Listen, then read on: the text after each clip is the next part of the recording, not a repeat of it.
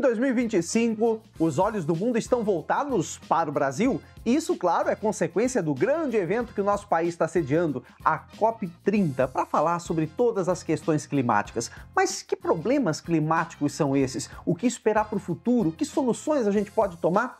Esse é o tema de hoje. O Estudo Ciência já está no ar.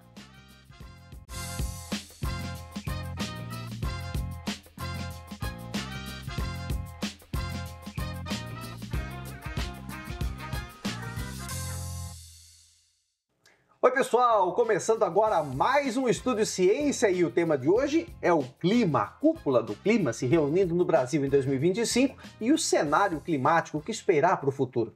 Eu estou recebendo aqui no estúdio para conversar comigo o Bruno Menezes Galindro, que é professor do Instituto Federal de Santa Catarina, lá em Gaspar, pertinho de Blumenau, é também biólogo formado pela Universidade Federal de Santa Catarina, UFSC, com mestrado e doutorado em Engenharia Ambiental. Ô Bruno, um prazer te receber aqui, muito obrigado por ter vindo e falar com a gente hoje no Estúdio Ciência. Obrigado pelo convite, prazer estar aqui.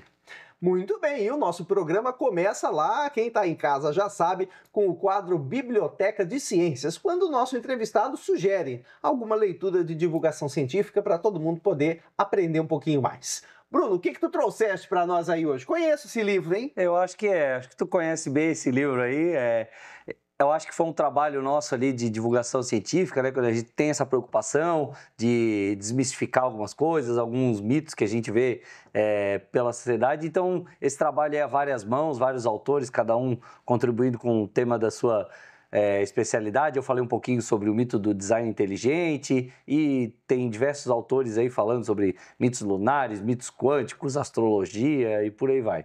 Desmistificando. Exatamente. Ciências e falcatruas no nosso dia a dia, né? É isso mesmo. Quem não gosta de uma boa treta, né, Bruno? Estamos sempre caçando a discórdia por aí.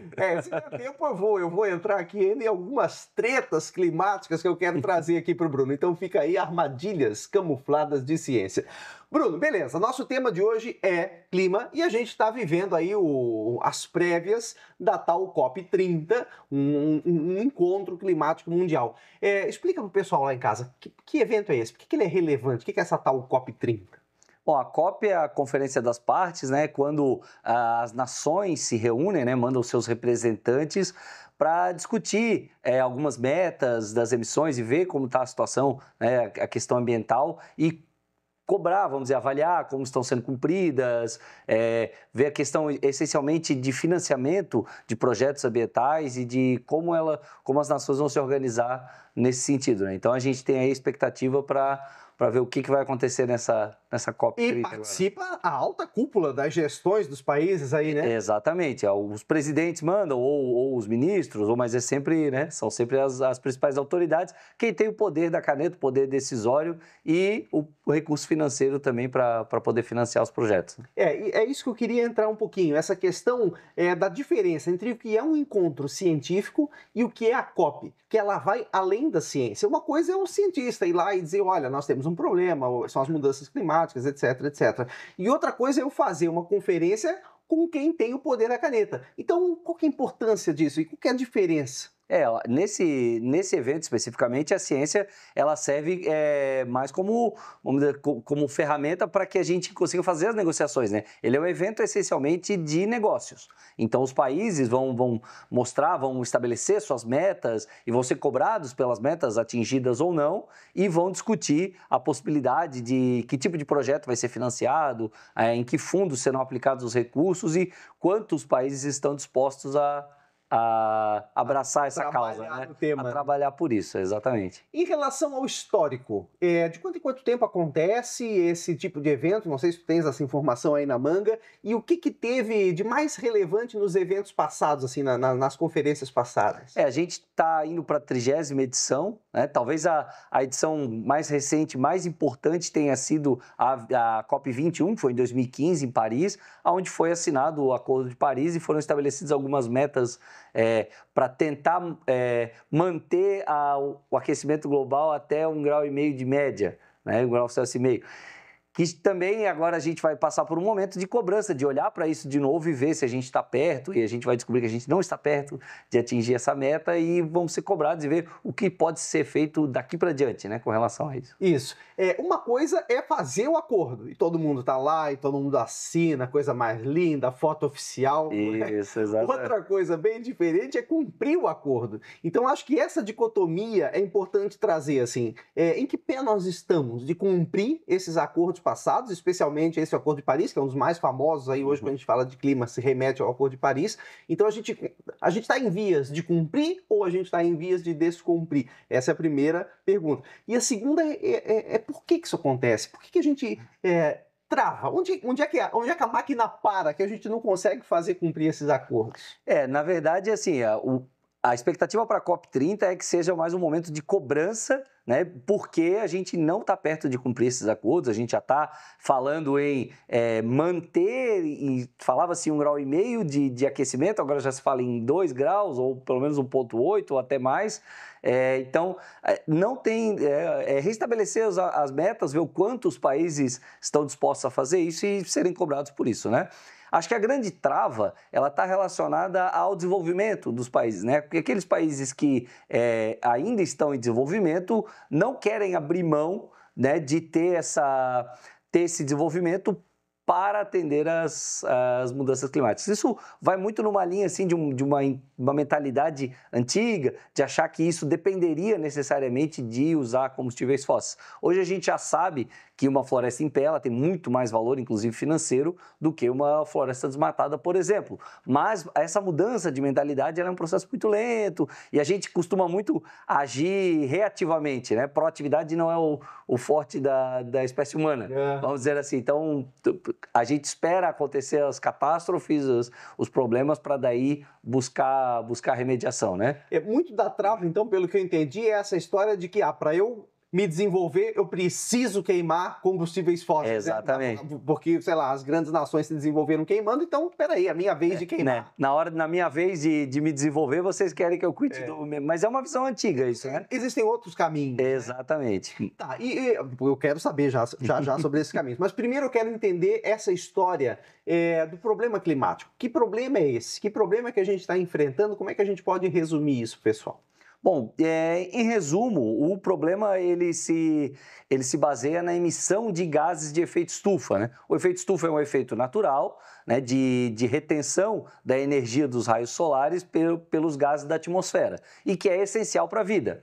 A questão é que, à medida em que a gente tem muitas emissões, a gente tem retido muito mais energia do que é necessário e isso está resultando em uma elevação das médias de temperatura global, que a gente chama do fenômeno do aquecimento global.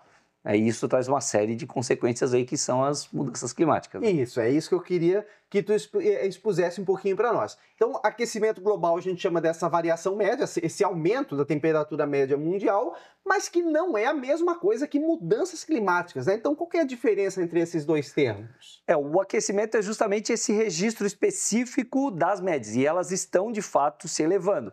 Mas mudança climática, inclusive, o termo passou a ser usado, né?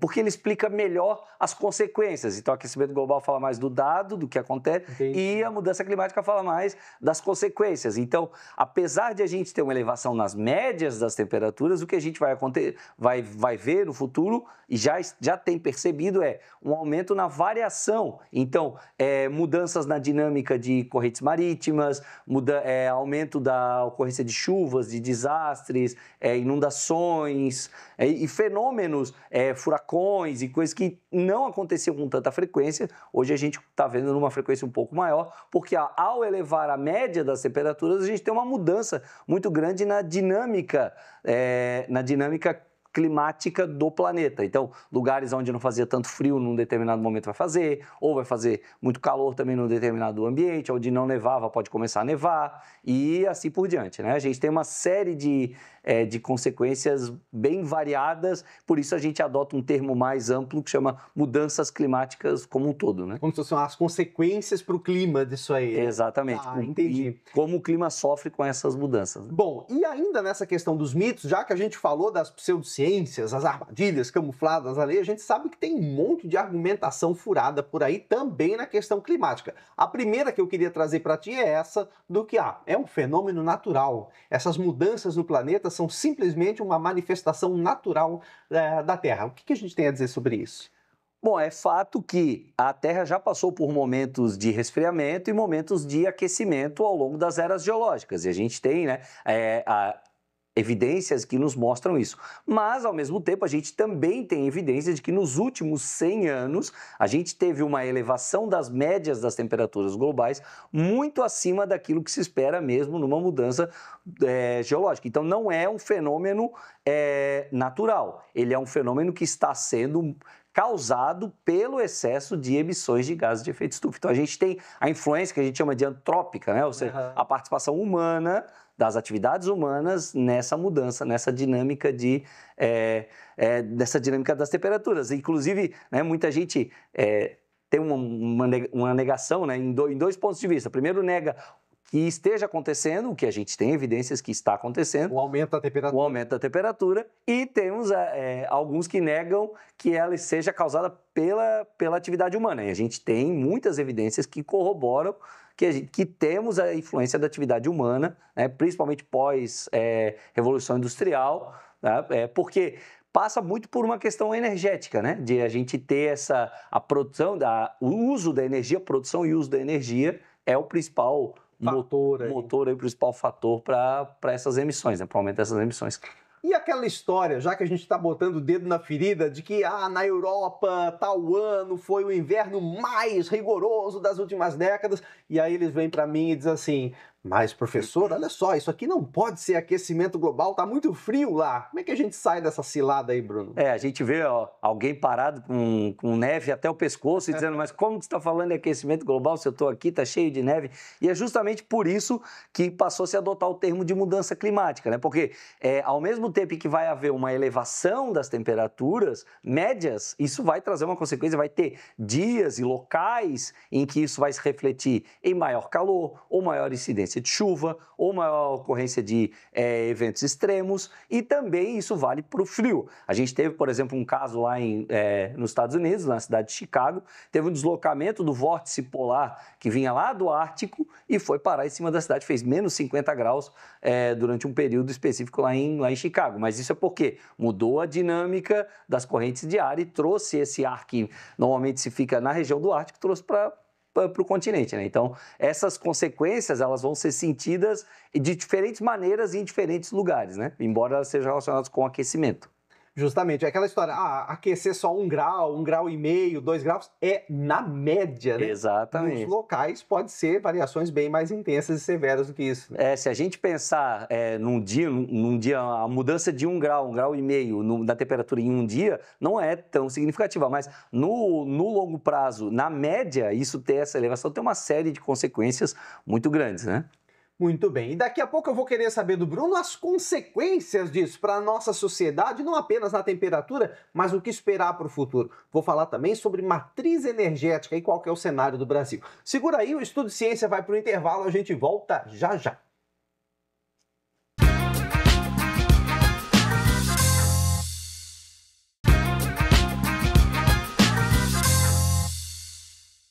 Estúdio Ciência de volta, hoje falando sobre o clima, muito motivado por essa tal COP30 que o Brasil vai dar lugar no ano de 2025 e fomentando todo esse assunto para a gente discutir.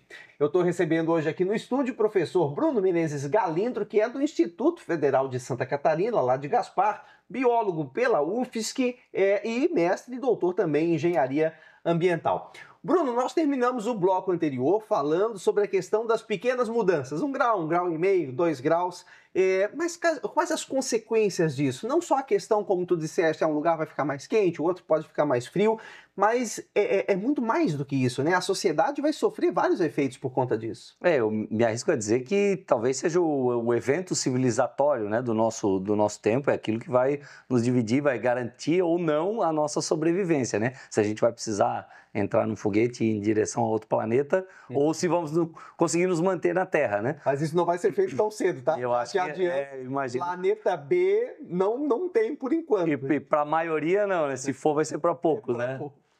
Mas as consequências a médio e longo prazo, elas estão relacionadas, por exemplo, à elevação dos oceanos, do nível dos oceanos, que também a gente pode subir até 1 centímetro, 1,5 centímetros, parece pouco, mas você imagina o volume de água necessário para que o oceano inteiro suba de nível 1,5 centímetros. Né? Então, a gente já tem países inteiros, ilhas, que estão ameaçados de serem submersos mesmo e nunca mais serem habitáveis. Tá? Então, as regiões litorâneas de vários países também já estão ameaçadas. A gente já tem visto diversas geleiras que estão se perdendo, regiões que permaneciam sempre cobertas de gelo, como é o caso da região do permafrost, já está aparecendo. Isso pode, à medida em que a gente vai avançando nessas áreas, a gente tem ressurgimento de doenças que estavam congeladas, extintas e coisas, uma série de consequências que a gente não tem nem ainda a capacidade de avaliar, mas elas são certamente gravíssimas, né? Eu acho que, e afetando, como a gente já está percebendo, isso já é visível atualmente, essa mudança na dinâmica climática, né, que já está trazendo uma série de consequências aí, né, do aumento de desastres, enchentes e toda essa consequência, que também gera uma consequência econômica. Para além disso, né, a gente tende a ter um agravamento, vamos dizer assim, ou um encarecimento do custo de produção de alimentos. Isso é importante. Né? Então, a gente já vai sentir, já sabemos que no médio e longo prazo, o custo de produção dos alimentos ele vai se tornar mais caro, isso vai se refletir certamente na dinâmica econômica também, né? Fica mais difícil produzir alimentos, eu preciso mudar o sistema produtivo. Mais difícil, demanda mais recurso, mais fertilizante, mais sistema de irrigação, né? À medida em que o ambiente vai ficar com variações mais extremas, então isso vai certamente se refletir, inclusive, na maneira como os países exportam e na dinâmica do agronegócio mundial.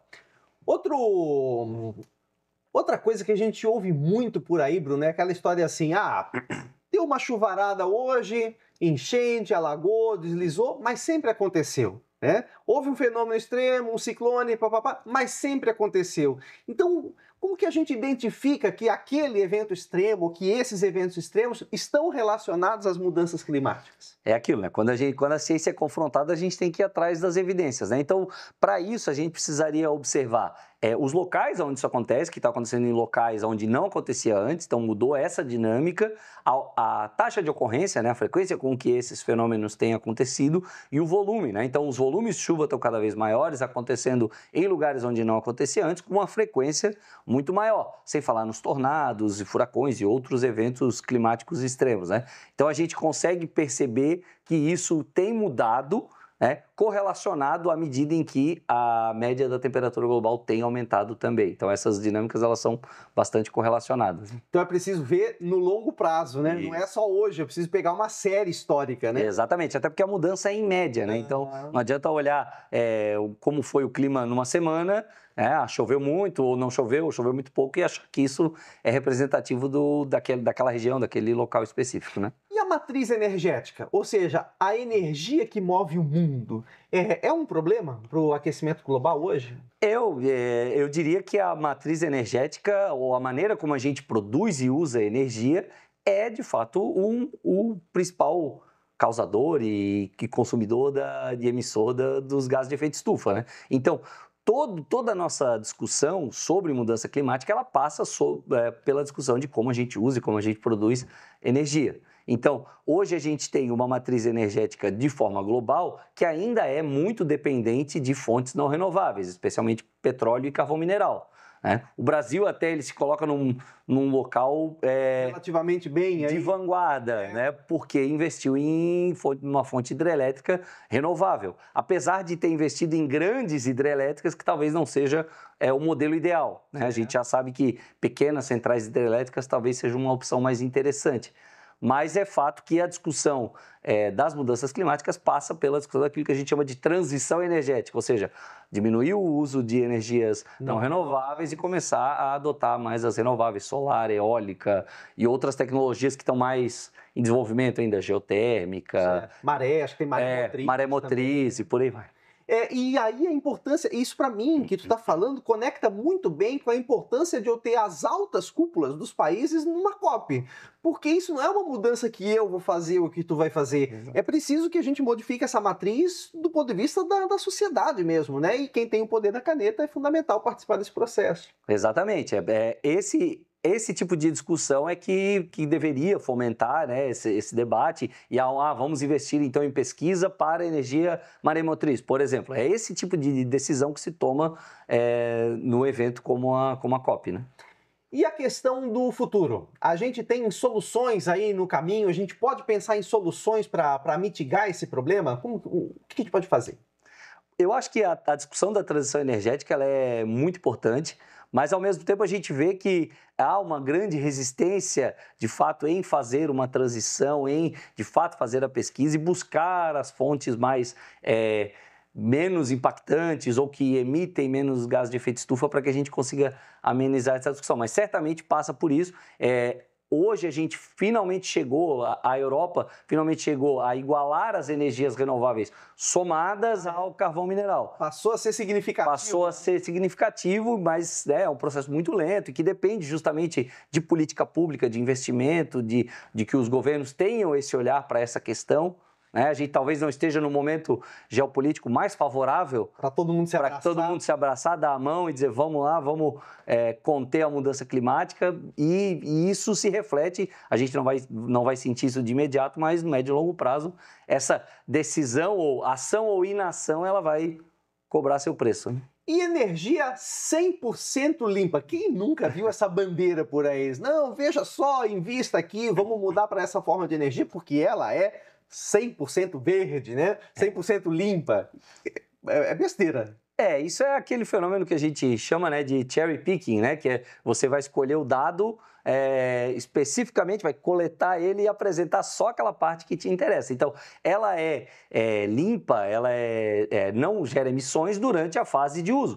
Mas, claro que para a produção, por exemplo, a construção de uma barragem, por mais que a energia hidrelétrica seja renovável, a gente sabe que gerou impactos ambientais, impactos sociais, né, na hora da construção da barragem, todo aquele terreno que foi alagado, né, todo o impacto social da construção, pessoas que tiveram que ser deslocadas, tanto para participar da construção, então uma mudança na dinâmica econômica, quanto pessoas tiveram que ser deslocadas para a região para fora da região da barragem. Então, não existe nenhuma solução, nenhuma bala de prata, nenhuma solução que seja 100% limpa. O que a gente tem que fazer é um processo de tomada de decisão. O que é que, né, para aquilo que eu estou buscando, o que é que faz que tem vamos dizer assim, uma transição mais tranquila ou menos impactante sobre um determinado ponto de vista, né? E o que é aquela história do mercado de carbono, que a gente também ouve falar muito por aí, mercado de carbono, você compensa de alguma forma as emissões? Como é que funciona isso aí? Bom, tentando tratar de forma bem resumida, né? À medida que você, nessas conferências, você estabelece metas de emissão, para quem desejar ultrapassar essas metas, ele vai ter que fazer alguma compensação de alguma forma. Então, ele tem que, vamos dizer assim, custear projetos que estejam em outro lugar. Então, tem países, tem grupos que são dos pagadores e tem países que são dos economizadores. Então, você tem que pagar um economizador para fazer algum projeto e economizar para você. Por exemplo, se a gente pensar aqui em Santa Catarina, um dos projetos que pessoas que vendem esses créditos de carbono é da suinocultura, que armazena as emissões de metano da suinocultura e produz biogás. Então, é uma das maneiras, e isso gera esse que a gente chama de crédito de carbono. E aí eu vendo isso para alguém que não está cumprindo sua meta e precisa compensar de alguma forma. E como é que tu vê isso, Bruno? Porque eu sei que tu é um pouco crítico em relação a isso. Não, eu acho que assim, é importante, mas eu acho que essa compensação é um primeiro passo, mas não deveria ser, porque isso acabou tornando mais um negócio, né? Então você acaba vendendo esse produto como um negócio. Uma solução, como se fosse. Uma solução, mas ele de fato não é solução, porque não adianta, eu vou compensar a minha emissão com o projeto, mas eu continuo emitindo. Então a gente tem que agir nessa outra ponta também. E vamos buscar reduzir essa emissão? Não é só ir compensando. É importante a compensação também, mas muito mais do que a compensação, é muito importante você, né, se antecipar e reduzir a emissão em si, né? E não necessariamente só ficar emitindo e compensando. É um ciclo que uma hora a conta não vai fechar, certamente. E aproveitar a ideia de que tu és biólogo, professor de biologia, trabalha como professor ainda hoje, eu quero trazer para o debate, nos momentos finais aqui do programa, a questão da educação ambiental. Qual que é o papel da educação ambiental nessa questão de mitigar as mudanças climáticas? A educação ambiental, vamos dizer, do ponto de vista pessoal, ela é importante para despertar as pessoas para essa questão.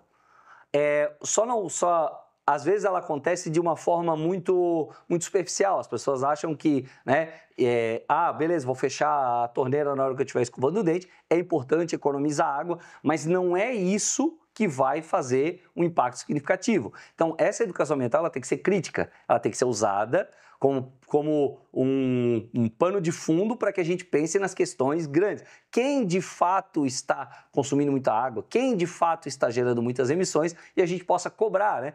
O agronegócio, o setor industrial, os nossos representantes, para que eles tenham de fato políticas que aí sim vão fazer mudanças significativas. Então a educação ambiental é um ponto de partida para que a gente tenha essa visão crítica sobre as questões ambientais mais amplas.